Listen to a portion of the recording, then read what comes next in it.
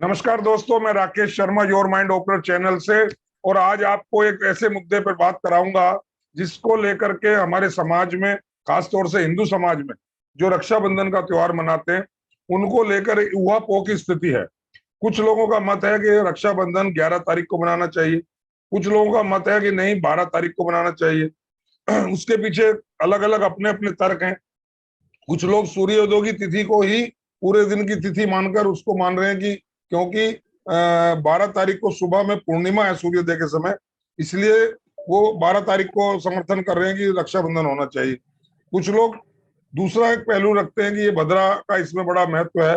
रक्षाबंधन में जो पूर्णिमा होती है तो भद्रा होती है, मस्ट है। उसको लेकर भी कुछ सवालात हैं लोगों के। आज हम इसी बात पर चर्चा करेंगे। हमारे साथ एडवोकेट रीता पुनिया है नोएडा से। हमारे साथ मेरी प्रोग्राम की चीफ ऑर्गेनाइजर जो हैं अंकिता आजाद हैं। और हमारे साथ आचार्य जी सीपी शर्मा जी हैं। सीपी शर्मा जी एडवोकेट भी हैं, बहुत पुराने सीनियर, और इनका ज्योतिष और इस एस्ट्रोलॉजी वगैरह में बहुत बड़ा एक रिसर्च है। तो मैं सीधा बात कर रहा हूँ शर्मा जी आपसे। सवाल ये है कि 11 तारीख को या 12 के इसके पहले आप ये बताएं कि ये भद्रा क्या है। भद्रा को लेकर बड़ा मैं कहूंगा कि भ्रमित किया जा रहा है लोगों को। भद्रा is भ्रमिटिंग to everyone. Sharma ji. Rakesh ji, बहुत ही अच्छा आपने ये मुद्दा रखा। और हमारे समाज में जो कंफ्यूजन की स्थिति है वो क्लियर बिल्कुल होनी चाहिए। और रक्षाबंधन की हमारे जो हिंदुओं के जो त्योहार हैं वो प्रॉपर तरीके से, प्रॉपर समय से हो और सही शुभ समय पे हो, इस बात का ख्याल तो हम सबको रखना ही होता है ना। तो अभी फिलहाल जो बात हो रही है रक्षाबंधन की, रक्षाबंधन में 11 तारीख और 12 तारीख का मुद्दा बड़ा बहुत ही छाया हुआ है कि 11 को करें या 12 को करें। तो इस पे स्पष्टीकरण होना ही चाहिए। तो बात करते हैं रक्षाबंधन है क्या, और ये भद्रा की बात हो रही है वो क्या है, और भद्रा है क्या, और भद्रा कब शुभ है और कब अशुभ है, और कब रक्षाबंधन मनाना चाहिए, कौन सा मुहूर्त ठीक है, कब से मुहूर्त ठीक है और कब तक मुहूर्त ठीक है, जी इसके बारे में बात। जी। तो वैसे बेसिक जो रक्षाबंधन के त्योहार है उसके बारे में थोड़ी सी जानकारी होनी आवश्यक है सभी लोगों को। कहते हैं ना कि जो अपनी पौराणिक कथाएं हैं उसमें कहा गया था कि जो देवताओं का और दानवों का जो युद्ध हुआ था उसमें जब देवता हारने लगे थे तो इंद्र जो थे भागे भागे गुरु बृहस्पति जी के पास गए थे। तो उस समय जो इंद्राणी जो थी वो पूरी वृत्तांत को कि हमारी स्थिति खराब है, हम हार सकते हैं, हमारा ये हो सकता है, हमारा वो हो सकता है, इस तरह की बात भगवान इंद्र जो थे वो गुरु बृहस्पति को जब समझा रहे थे, बता रहे थे, तो इंद्राणी उसको सुन रही थी। तो उन्होंने, इंद्राणी ने एक रेशम का धागा जो है इंद्र को बांधा और उसको उनको कहा कि आप किसको बांधा सर, किसको बांधा? इंद्र को, भगवान इंद्र को बांधा। किसने? इंद्राणी ने। इंद्राणी मतलब उनकी पत्नी ने? हाँ, उनकी पत्नी ने। देखिए, रक्षाबंधन का मतलब ये बिल्कुल नहीं है कि वो बहन ही हो। अच्छा। रक्षा का सूत्र तो किसी को भी बांधा जा सकता है जी। रक्षा का सूत्र जो है वो किसी को भी बांधा जा सकता है। इसमें ये आवश्यक नहीं है कि मतलब वो बहन हो या पत्नी हो, ये रक्षा के लिए ये मतलब जो है सूत्र बांधा जाता है। तो उन्होंने उनको बांधा और ये कहा जाता है कि उस सूत्र की वजह से ही, जो रक्षा सूत्र बांधा था उस सूत्र की वजह से ही जो अपने देवता थे उनकी उसमें विजय हुई थी। एक तो ये पौराणिक कथा मिलती है, जैसे इस तरह की कही वो यमराज को भी बांधा था यमुना जी ने, और कैसा कुछ है कि इस दिन हाँ, बिल्कुल बिल्कुल, बहुत सी भाई कथाएं की मृत्यु मिलेंगी नहीं होगी, इसलिए ये पर्व मनाया जाता। और और भी कथाएं हैं आधुनिक काल में वो भी है कि मुगल शासक को एक राजपूतानी ने राखी बांधी थी, और उसमें खैर ये तो सब बहुत सारी चीजें हैं। तो मेन चीज ये है कि जी, महाभारत का वृत्तांत भी मिलता है जी। जब अपनी द्रौपदी जी ने जब कृष्ण जी को जब जयद्रथ वध किया था तो उनके हाथ में चोट लग गई थी।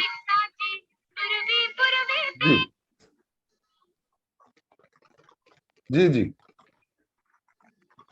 हमारे साथ आचार्य सर्वेश्वरी कुमारी जी भी जुड़ गई हैं। मैं स्वागत करता हूं आपका।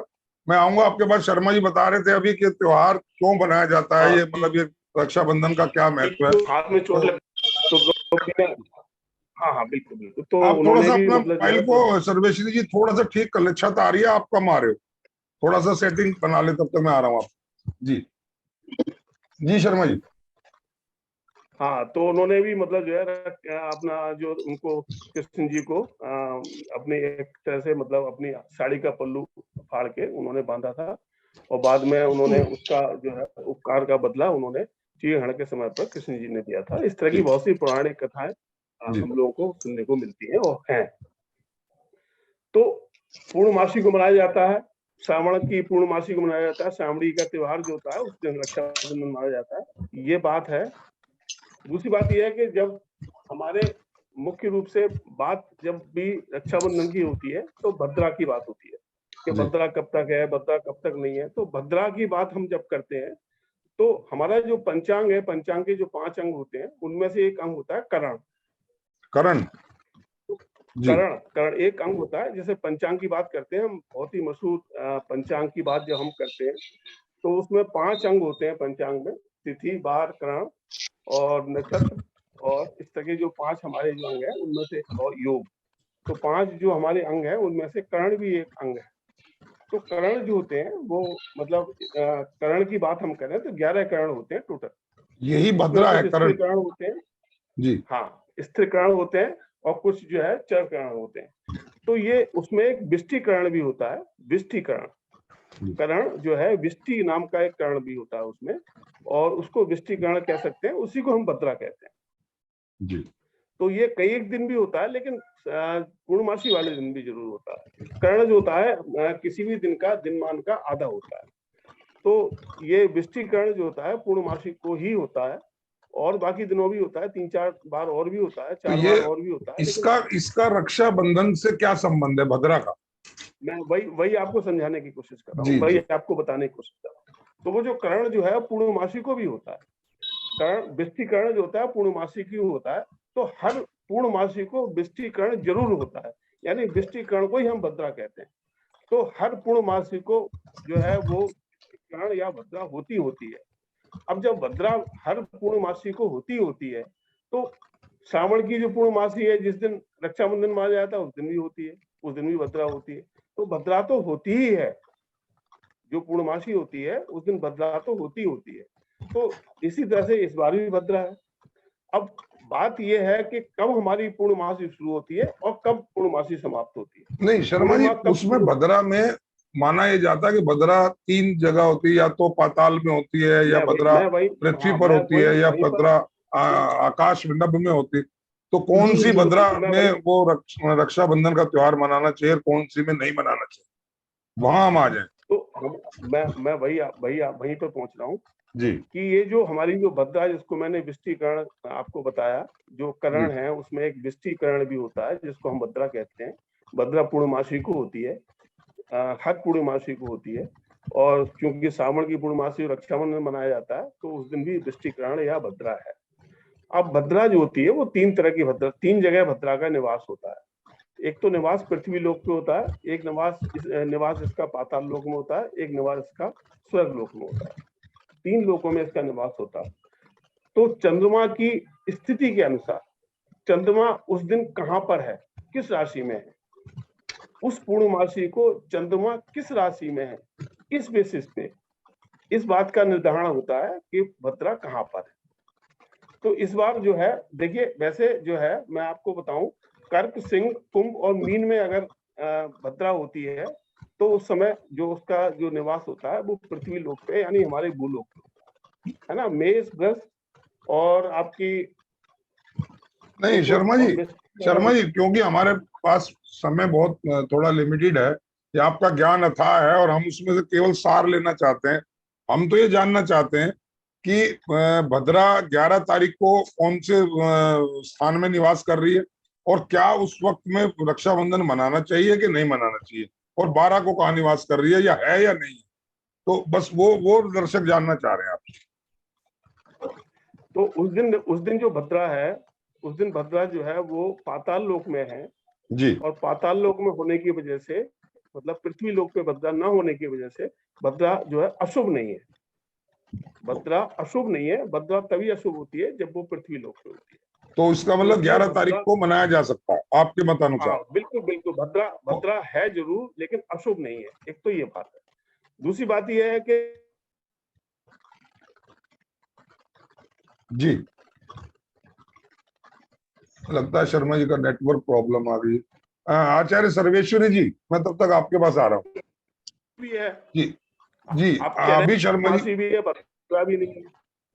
जी, हाँ बताइए। मैं आ रहा हूँ शर्मा जी आपके पास। आपका आप नेटवर्क थोड़ा प्रॉब्लम कर रहा है, 1 मिनट बाद मैं आपको नहीं जोड़ता नहीं हूँ। ठीक, वो हाँ कोई फोन आ गया था, ठीक है वैसे। अच्छा अच्छा। तो सर्वेश्वरी जी, शर्मा जी ने बताया कि भद्रा का निवास उस दिन पाताल में है, जो जो शुभ है, मतलब जो अशुभ नहीं है, तो उस दिन इसलिए इसको मनाया जाना चाहिए। आपका क्या जी इसमें वो है, राय क्या है जी, आपका भी?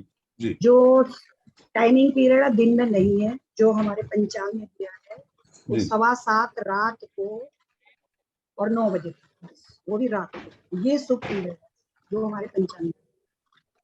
ये पंचांग में दिया गया, जी, 7:15 लेकिन शाम को लेके रात के जी 9 बजे तक रक्षाबंधन, और 12 क्योंकि को ये 12 को 7 बजे खत्म हो जाएगी पूर्णिमा। सुबह। पूर्णिमा के हिसाब से ही हमारा रक्षाबंधन चलेगा, नहीं सुबह पर 7 बजे पूर्णिमा समाप्त। जी, तो इस हिसाब से तो फिर 11 तारीख को दिन 11 में लोग, तारीख को ही रक्षाबंधन मनाना। नहीं इसको 11 तारीख को दिन में फिर कैसे लोग मनाएंगे? आपने बताया शाम को है मुहूर्त 7 बजे से। हाँ, क्योंकि वो जो सुबह भद्रा है तो वो कष्ट देगी, इसीलिए शाम का मुहूर्त है। जी, कष्ट क्या है? जो पंचांग में बताया गया वो जैसा शाम का। सर्वेश्वरी जी बता रही हैं कि शाम को 7 बजे से वो रक्षाबंधन का मुहूर्त है, तो लेकिन इतना बड़ा देश है, इतने लोग हैं, सबकी अपनी अपनी सहूलियत, छुट्टी भी नहीं होती है, तो ये तो लोग सुबह उठते ही अपना मनाना शुरू कर देते त्योहार, तो इसको क्या फिर दिन में नहीं मनाया जा सकता? जी शर्मा जी। क्योंकि मुझसे भद्रा में हाँ हाँ कष्ट। जी, मुझसे पूछ रहे हैं क्या? हाँ जी शर्मा जी, मुझसे पूछ रहे हैं। जी जी देखिए, मेरे मेरे मेरे जो अल्प बुद्धि ज्ञान के अनुसार भद्रा उस दिन अशुभ नहीं है और भद्रा का कोई नुकसान नहीं है। तो जब भी पूर्णमासी हमारी लगेगी, पूर्णिमा तिथि लगेगी, तब से आप कभी भी जो है रक्षाबंधन मना सकते हैं। उसमें ये जो है शाम वाली या रात वाली स्थिति की आवश्यकता नहीं है, कभी पूर्णमासी भी तो उस रक्षाबंधन दिन मना 11 सकते हैं। तारीख को 10 बज के शायद 38 मिनट पे या 48 मिनट पे कुछ ऐसा, 10 बज के 38 जी मिनट से स्टार्ट हो जाएगा। दस जी, बज के 38 अड़तीस भी मिनट। मिनट मना सुबह सकते हैं। से स्टार्ट होगी, तो इससे पहले नहीं मनानी चाहिए हाँ आपके एक्चुअली, हिसाब से रक्षाबंधन? जी हाँ उससे जी रक्षाबंधन जब हमारी पूर्णिमा तिथि शुरू होगी तब से मना सकते हैं। और चूंकि आ, भद्रा जो है उस दिन अशुभ नहीं है, इसलिए भद्रा का कोई महत्व नहीं है, इसलिए रीता कुछ इसको पूछना चाह किसी रही, भी मना रीता, सकते हैं। भद्रा, रीता कुछ पूछना चाह रही है, अनम्यूट कर लें, हाँ अनम्यूट कर। बताइए। जी रीता जी। सर मैं ये पूछना चाह रही हूँ कि जरूरी है राखी राखी के दिन ही बांधी जाए, आगे पीछे नहीं बांध सकते? उससे कोई नुकसान हो जाता है क्या सर? इसका सही और सटीक देखिए, जवाब सर्वेश्वरी जी देंगी। आज इन्होंने एक समस्या को झेल रही है अभी फिलहाल। जी सर्वेश्वरी जी, आपके नुकसान, कलम का सवाल आ जी नुकसान कुछ नहीं है। गया।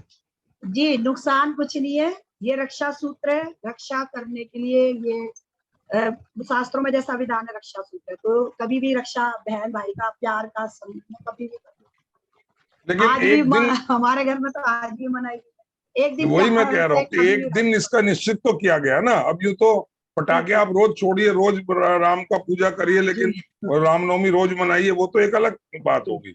यूं तो फिर जी जी पूरा साल ही त्योहार है, बट एक अगर दिन जी। निश्चित किया गया शास्त्रों में या कहीं भी सामाजिक हाँ जी, स्थिति वो में कहीं 11 भी तारीख को इसको, ही है जी। तो वो 11 को है आपके साथ। जी अंकिता जी, आप क्या पूछना चाह रही हैं? अंकिता अनम्यूट करके, हाँ जी। मैम मैं ये पूछना चाहती हूँ कि लोग कैसे डिसाइड करें कि हम 11 को सेलिब्रेट करें या 12 को सेलिब्रेट करें? वो पूर्णिमा से डिसाइड होगा। पूर्णिमा कितने बजे स्टार्ट है और कब खत्म है।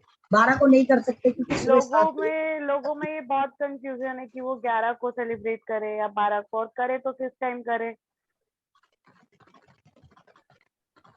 जी पूर्णिमा पे ही अब जो सूर्योदय कालीन तिथि जैसे बांधेंगे तो सुबह 7 बजे, अगर हम 11 को ही मान के चले रक्षाबंधन तो 10:30 बजे के बाद कहना आपका स्टार्ट कर लो और 9 बजे तक रहेगा। 12 को तो है ही नहीं, 12 को तो सुबह 7 बजे से। शर्मा जी, अब इसमें कंफ्यूजन ये हो रहा है आम आदमी को, हमें बताया गया या ऐसा सुनने में आया, हमारे जितनी नॉलेज है कि हमारी जो तिथि है वो सूर्योदय से स्टार्ट हो जाती मानी जाती, जिस तिथि में सूर्योदय होगा वही तिथि पूरा दिन हम मानते हैं, ऐसा एक मोटा मोटा अनुमान लगाया जाता है। क्योंकि हर आदमी टेक्निकली ये नहीं जानता कि आज पूर्णिमा 8 बजे तक रहेगी कि 9 बजे तक रहेगी कि दिन में 4 बजे तक रहेगी। इतनी नॉलेज कम से कम यंगस्टर्स को तो नहीं है, और जो इन चीजों में ज्यादा नहीं है उनको भी नहीं है। लेकिन क्या ये जो मानना है कि मॉर्निंग में अगर 11 तारीख को चतुर्दशी है तो वो दिन पूरा दिन चतुर्दशी मान के चलना चाहिए, या जैसे बताया गया 10:38 में पूर्णिमा आ जाएगी तो पूर्णिमा भी कंसिडर होगी? जी शर्मा जी। देखिए, इसमें बिल्कुल कंफ्यूजन होने की जरूरत नहीं है जी। त्योहार जो मनाया जाता है उसमें 3 मुहूर्त कम से कम समय होना चाहिए पूर्णमासी का। जी। जो 12 तारीख की आप बात कह रहे हैं, जो उदयकालीन जो तिथि है, उदयकालीन तिथि में कम से कम 3 मुहूर्त जो है वो पूर्णमासी के अगर होते तो 12 तारीख को मना सकते थे। क्योंकि वो कौन 3 से मुहूर्त नहीं है समय, जी, वो कौन से 7:06 मुहूर्त में है खत्म हो गया। जी? वो एक मुहूर्त का जो समय होता है, एक मुहूर्त का जो समय होता है, उस मुहूर्त के हिसाब से टोटल जो 3 मुहूर्त हैं वो चाहे दोपहर तक खत्म हो चाहे शाम तक खत्म हो, अगर वो 3 मुहूर्त का समय अगर है हमारे पास तो हम जो है उस दिन त्योहार मना सकते हैं। क्योंकि उस दिन 7:05 पे ही वो खत्म हो रहा है पूर्णमासी, इसलिए उस दिन त्योहार मनाना ठीक नहीं है। क्योंकि नंदा तिथि आ जाएगी, पड़वा तिथि आ जाएगी, ठीक है ना। इसलिए 12 तारीख को 7 बजे तक तो मना सकते हैं।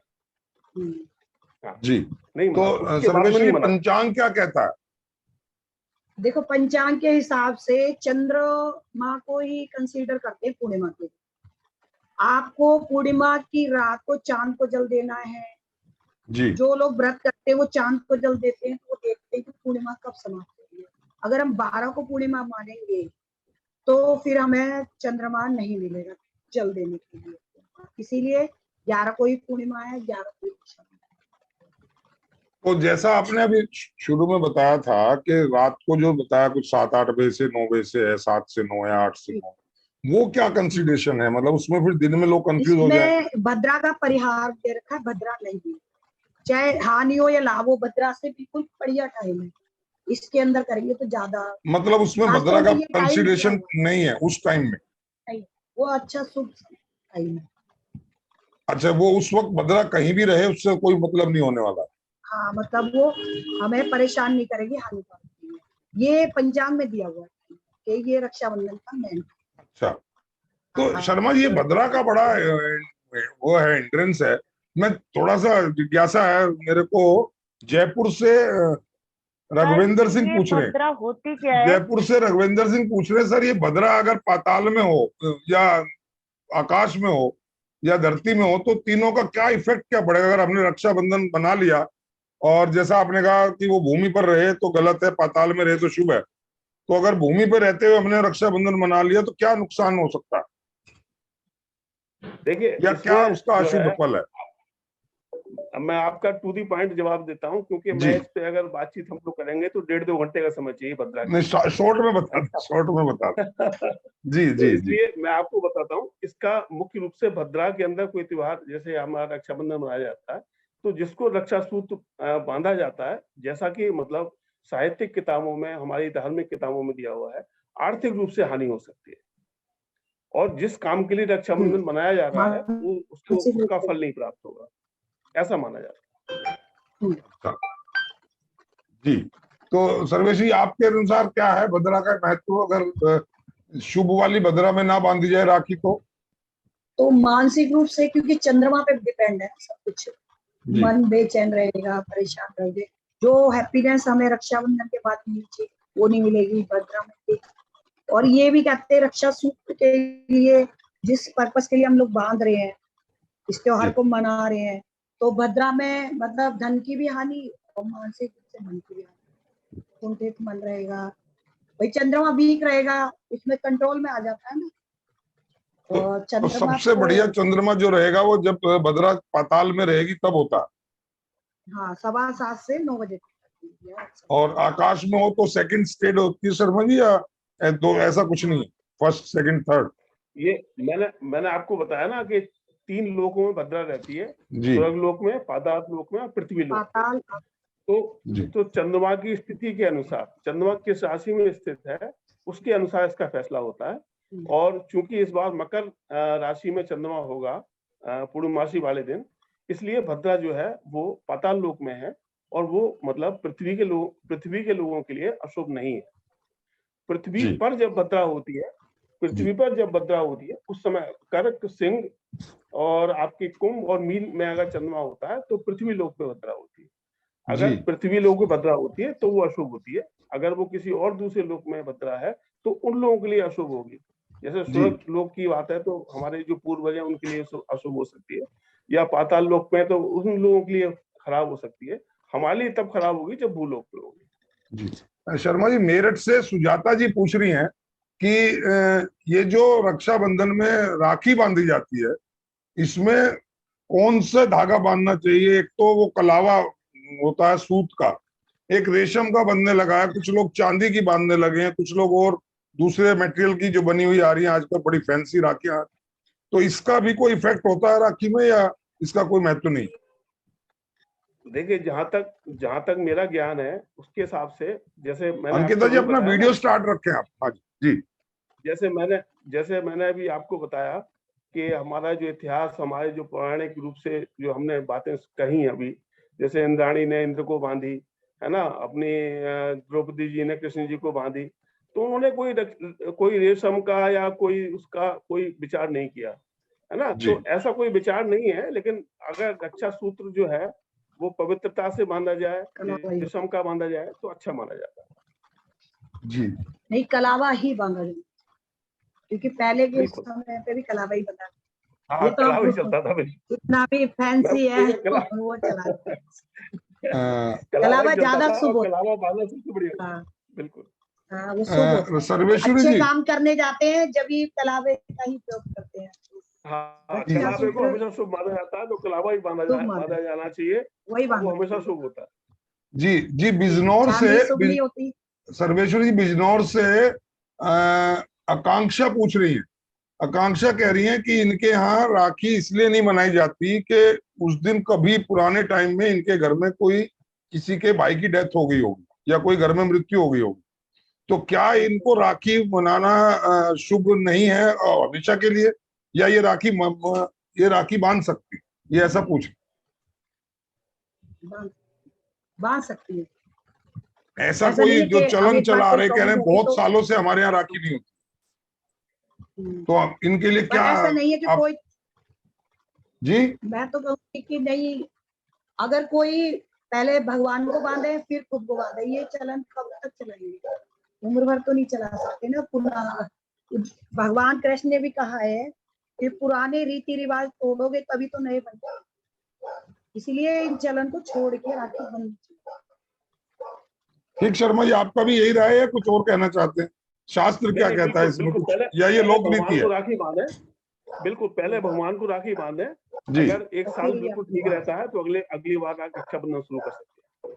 जी नहीं, कुछ ऐसा मन में वहम हो सकता है कि कुछ गड़बड़ हो जाएगा अगर हाँ, राखी नहीं का नहीं, त्योहार उस दिन, स्टार्ट हाँ कर दिया बिल्कुल, गया? हाँ बिल्कुल बिल्कुल बिल्कुल, ऐसा माना जाता है, शास्त्रों के नहीं, हिसाब से ये ऐसा माना शास्त्र जाता है। नीति है या ये लोक रीति है? ये शास्त्र खाली नीति है ये। लोकाचार ही है, ये लोकाचार है। कोई ऐसा नहीं है कि भाई किसी का त्योहार खराब हो गया तो कभी बहनें आके बोलती हैं, कभी ये समाज में कोई पड़ोसी कोई ये शुरुआत कर देते हैं, फिर वो त्योहार start होता है। ऐसा नहीं है कि एक बार खत्म हो गया वो कभी चलेगा नहीं, त्योहार चला जाता है। ये पर ये अंकिता है क्या कि पूछ रहे हैं? पूछे अंकिता, शुरुआत होनी चाहिए। अंकिता पूछे हाँ। अगर जैसे हम शुभ मुहूर्त के अलावा किसी और टाइम में बांध देते हैं तो उसमें उसका क्या इफेक्ट हो सकता है? बस मानसिक परेशानी या आर्थिक परेशानी, चंद्रमा से यही डिपेंड।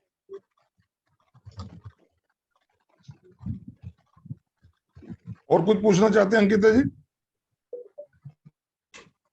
तो शर्मा जी, मेन चीज ये है कि क्या ये एक और क्वेरी है, कुछ जगहों में बहनें भाई के यहाँ जाती और कुछ जगहों में भाई बहन के घर आता है राखी बंधवाने के लिए, तो ये इसमें आपका शास्त्र क्या कहता है, मतलब हिंदू का जो ग्रंथ है वो क्या कहते हैं, किसको जाना चाहिए? देखिए ये भी एक तरह से लोकाचार ही है, जैसा लोकाचार वाली बात ही है। जैसा जहाँ पर जिसको सहूलियत लगे, जहाँ पर जिसको जैसी सहूलियत लगे वैसा करना चाहिए। इसमें ऐसा कुछ नहीं है कि बहनें जाएं या भाई वहां पे जाए, सुविधा अनुसार कर सकते हैं, जैसा जिसको सुविधा हो। अनुसार कर जाए। क्योंकि बिल्कुल। सर्वेश्वर जी, तो मुझे जहां तक याद है कि भैया दूज एक त्योहार आने वाला अभी आएगा, दिवाली के बाद आता है, उसमें तो एक ऐसा शास्त्रोक्त विधान है कि भाई को ही बहन के घर जाना चाहिए वही जाना और चाहिए बहन वहाँ के पे यहाँ का जाके अन्न चावल खाना चाहिए। इसमें ऐसा नहीं है कुछ रक्षाबंधन में क्या? इसमें ऐसा कुछ नहीं। अच्छा, इसमें ऐसा आप नहीं सही है। कह रहे हैं। जी जी। और इस वही- त्योहार को किस ढंग से हमें शास्त्रोक्त विधि से किस ढंग से मनाना चाहिए, थोड़ा सा सर्वेश्वरी जी इस बारे में भी प्रकाश डालें। यंगस्टर्स जो जानना चाहते हैं, आजकल जो यंग बच्चे हैं वो अपने अपने गूगल देवता को मान के गूगल गुरु से पूछ के मनाते हैं, तो किस ढंग से इसको त्योहार को मनाना चाहिए? सुबह उठ के, जैसे हमारे लोकल में वेस्टर्न यूपी में तो एक उनको बोलते हैं, वो दोनों दरवाजे के दोनों तरफ राम राम लिखते हैं, कुछ वो सवैयां बनाते हैं, कलावा लगाते हैं, टीका लगाते हैं, साबुन बोलते ऐसा हैं कुछ उसको। क्या ये परंपराएं लोक परंपराएं हैं या ये शास्त्र में भी इनका कुछ है? शास्त्रों में भी इनका विधान है कि इनमें शुद्धता का प्रतीक है। अपने घर को पूजा जा रहा है, बिना उनको खीर बनाई जा रही है उससे पूजा जा रहा है। फिर ये कहते हैं कि हमारे घर में कोई मतलब गलत नेगेटिव कोई भी चीज नहीं आएगी अगर हम पूजा करके अपने घर को शुद्ध करके फिर रक्षाबंधन में फिर कलावा और टीका और चावल इन चीजों का प्रयोग करके तब रक्षाबंधन को विधि विधान से पानी का लोटा रख के साफ सुथरे कपड़े पहन के नहा धो के और भक्ति भाव से इसका अच्छी तरह प्यार से मना रक्षाबंधन। अच्छा, ऐसा भी है। हाँ, मेरे पास गाजियाबाद से कमला पूछ रही, कमला देवी जी पूछ रही हैं कि क्या बहन को जब तक राखी ना बांधे खाना नहीं खाना चाहिए क्या, तब तक उसको उपवास रखना चाहिए? शर्मा जी। जी मेरा भी नेक्स्ट क्वेश्चन यही था सर। जी जी जी, आप पूछिए, आपके लिए तो ये चैनल है। चलिए, मैंने पूछ दिया आपका, आप बताएं शर्मा जी। देखिए विधि विधान के अनुसार तो मतलब बिना कुछ खाए ही अगर त्योहार मनाते हैं और रक्षाबंधन का काम करते हैं तो वो ज्यादा बेहतर है। लेकिन कभी कभी क्या होता है कि बहनें शाम तक आती हैं, लेट आती हैं, या भाई शाम तक पहुंचते हैं, लेट पहुंचते हैं, उस समय तक संभव नहीं होता, बहुत सी बहनों के लिए संभव नहीं होता। तो मतलब हल्का फुल्का फलाहार या मतलब इस तरह का नाश्ता वास्ता फलाहार या दूध या खाना नहीं खाना चाहिए बहनों को। खाना नहीं। अच्छा, अगर मैं सवाल करूं, क्या भाई को खा लेना चाहिए राखी बंधवाने तक, या उसको भी ऐसा कोई सेक्रीफाइस रखना चाहिए? ऐसा कुछ विधान शास्त्र में है या लोकाचार भी माना जाए? ये लोकाचार भाई को भी नहीं खाना पर नहीं खाना चाहिए।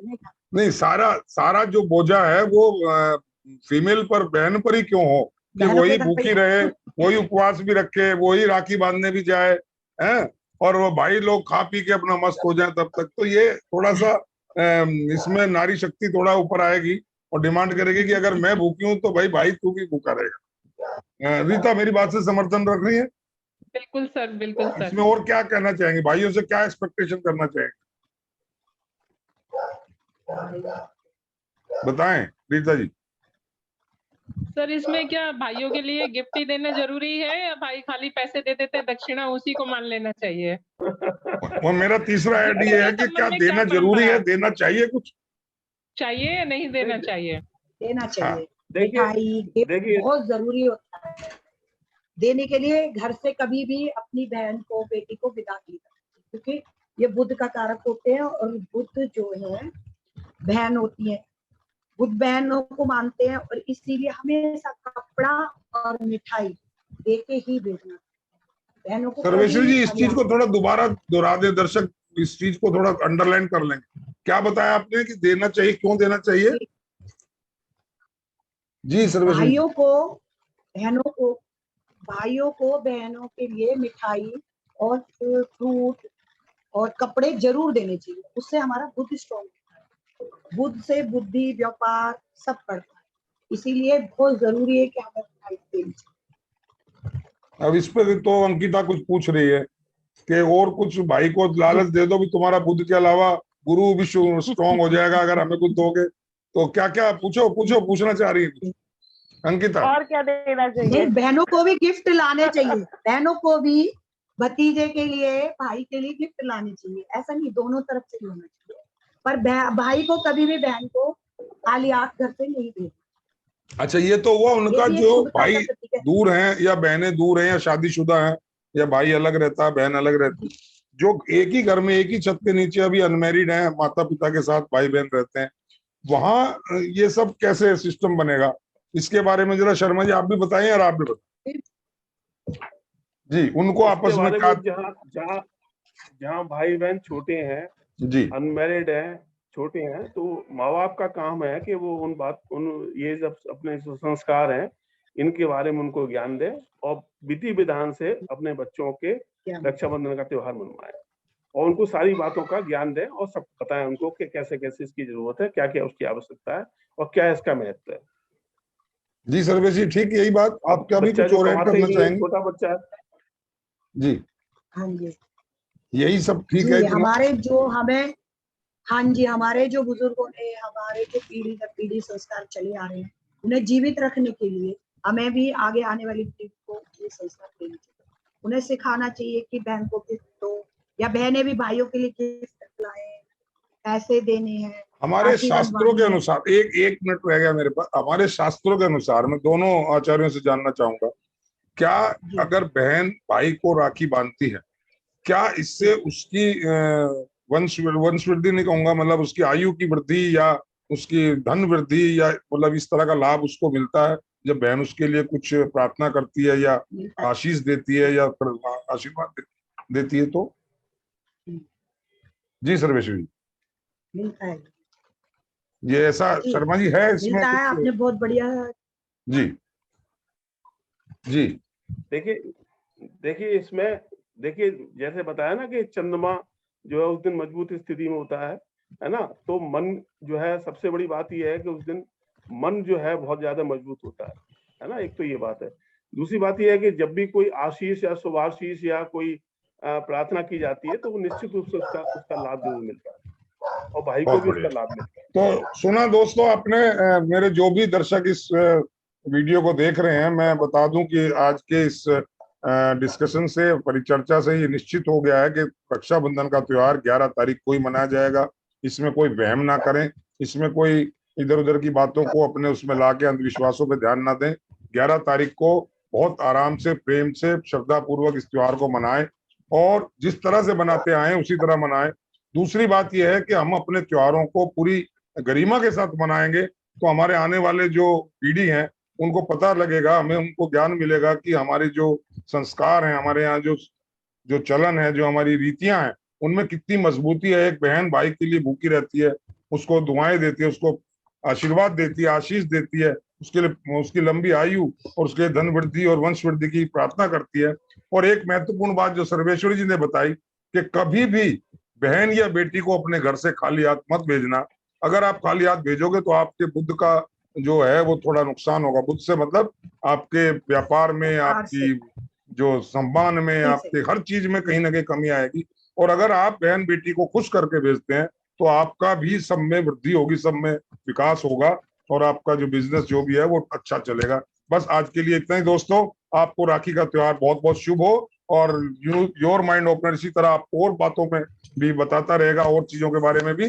तब तक आज इतना ही। सभी पैनलिस्ट का, सभी हमारे आचार्यों का बहुत बहुत आपका आभार, धन्यवाद। और स्पेशली आज की प्रोग्राम ऑर्गेनाइजर अंकिता आजाद जी और नोएडा से रीता पुनिया जी, आपका भी बहुत बहुत धन्यवाद। हम फिर मिलेंगे एक नए मुद्दे के साथ। तब तक के लिए जय हिंद, जय भारत। जय हिंद, जय Bharat sir. Thank you ma'am. Thank you.